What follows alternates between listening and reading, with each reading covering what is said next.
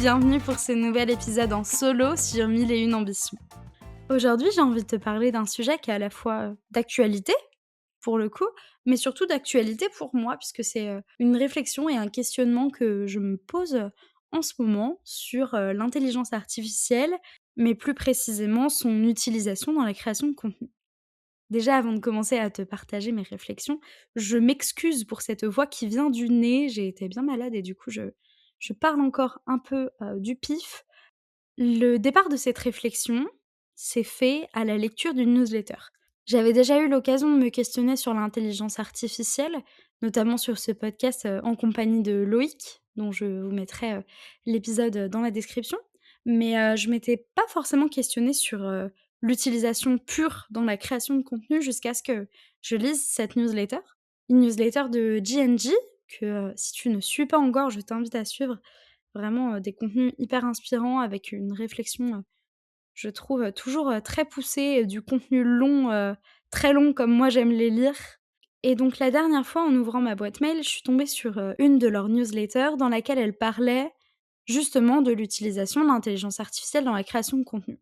Et elle parlait notamment du fait qu'elle commençait à être agacée de voir, des newsletters et dans leur feed, réseaux sociaux, uniquement des contenus créés avec de l'IA, qui se ressemblaient tous de plus en plus et dont, voilà, la forme et le fond, débordaient d'IA et qu'on commençait à peiner, en fait, à ressentir et trouver l'identité de la personne qui était derrière.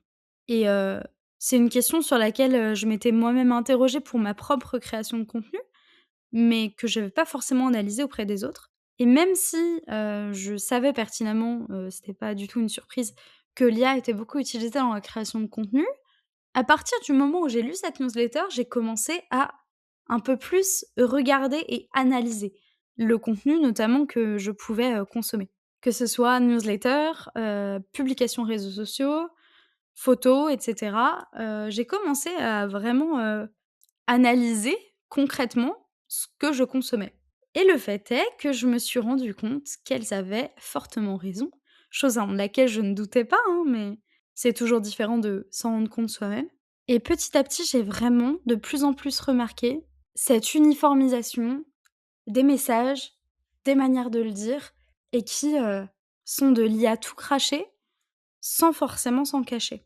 Alors attention, je suis pas du tout là pour dire que, l'IA c'est pas bien, qu'il faut pas l'utiliser dans sa création de contenu. Moi-même, je l'utilise régulièrement.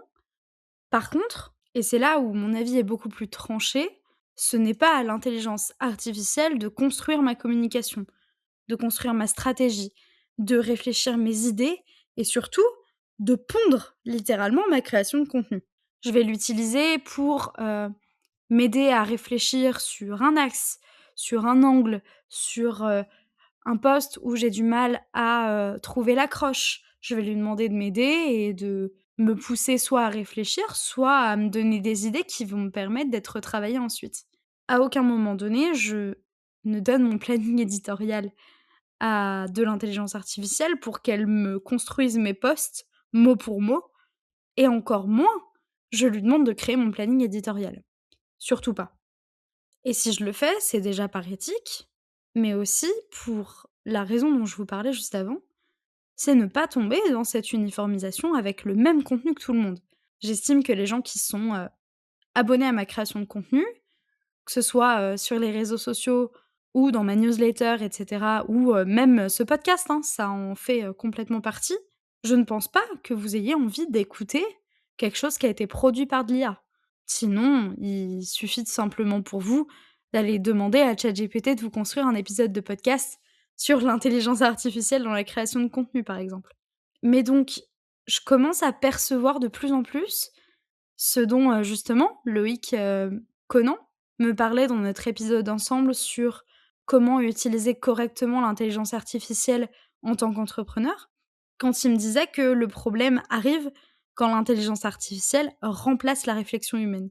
Et c'est sur ce point précis que je suis contre son utilisation, dans la mesure où l'IA, depuis qu'elle est arrivée, a permis une facilité d'accès à la création de contenu, de laquelle découle forcément une impersonnalisation, puisque l'intelligence artificielle va donner, suivant un prompt, la même réponse à 2 personnes, si on reste dans un système assez binaire d'utilisation. Mais ce qui est triste, en fait, dans tout ça, c'est que non seulement j'ai l'impression qu'aujourd'hui tous les contenus se ressemblent, mais surtout, on est en train de perdre ce qui était pour moi très intéressant dans la création de contenu, c'est vraiment l'identité et la patte de chacun. J'ai toujours vu la création de contenu comme une manière de s'exprimer, de démontrer des idées ou d'accompagner d'une certaine manière, et aujourd'hui, j'ai l'impression qu'on n'accompagne plus, qu'on ne démontre plus des idées, mais simplement qu'on crée pour créer, et que comme il faut un rendement fort, une régularité importante pour que les algorithmes nous apprécient, eh bien, on va demander à de l'IA de, nous faire la majorité du travail, puisque sinon c'est trop énergivore. En fait, au final, je suis en train de me dégoûter petit à petit du contenu court à cause de tout ça, puisque j'ai l'impression que je lis, 15 fois la même chose, qui va avoir 15 fois la même forme parce qu'on aura utilisé tous le même, template créé par l'IA et cetera, et à la fois, je trouve ça très triste parce qu'on perd le cœur de la création de contenu que j'appréciais, et en même temps, ça laisse place à autre chose qui m'intéresse aussi énormément, c'est le contenu long. Alors je dis pas qu'on ne peut pas utiliser de l'intelligence artificielle pour créer du contenu long, c'est pas du tout ça. C'est juste que alors déjà j'estime à titre personnel que c'est plus dur, mais surtout ce sont en général des contenus dans lesquels on va plus loin, dans lesquels on est plus franc, plus honnête, plus authentique, qu'on donne plus de nous, de notre personnalité. Typiquement quand je vous parle avec ce podcast, je vais plus loin dans ce que j'explique. Je m'arrête pas à simplement un script qui m'aurait été donné par l'IA. Je vais vous donner de ma personne, et cetera. Donc on est dans une espèce d'ère un peu d'entre-deux, où j'ai l'impression que cet essor de l'intelligence artificielle va pousser les contenus courts dehors pour faire arriver les contenus longs beaucoup plus haut. Mais le vrai contenu long, celui qui est, travaillé, celui qui demande de l'investissement, qui pousse à la réflexion, qui donne de sa personne, littéralement. Donc advienne que pourra, pour l'utilisation de l'IA dans les contenus à venir. Mais j'espère, et en même temps je pense que c'est ce qui va se passer, qu'on arrivera à revenir justement à cette création de contenu plus personnelle, plus authentique. Voilà, aujourd'hui un épisode, pour, vous pousser à réfléchir sur votre propre, consommation des contenus en ligne et puis sur votre propre utilisation de l'intelligence artificielle aussi. Et je pense que c'est pas pour rien qu'aujourd'hui les contenus réseaux sociaux qui fonctionnent vraiment sont ceux qui montrent une grande part de nous, de ce qu'on est, de notre sensibilité et qui nous ressemblent simplement finalement. Si tu es encore avec moi en cette fin d'épisode, je te remercie pour ton écoute et n'hésite pas à partager cet épisode avec les entrepreneurs de ton entourage que ça intéresse de se questionner à ce sujet. Sur ce, je vais du coup retourner à ma propre création de contenu en essayant d'être, évidemment la plus simple et naturelle possible dans, ceci, comme, j'essaye de le faire, avec ce podcast, et on se retrouve bien sûr dans 2 semaines pour le prochain épisode de 1001 ambitions avec un invité. À bientôt!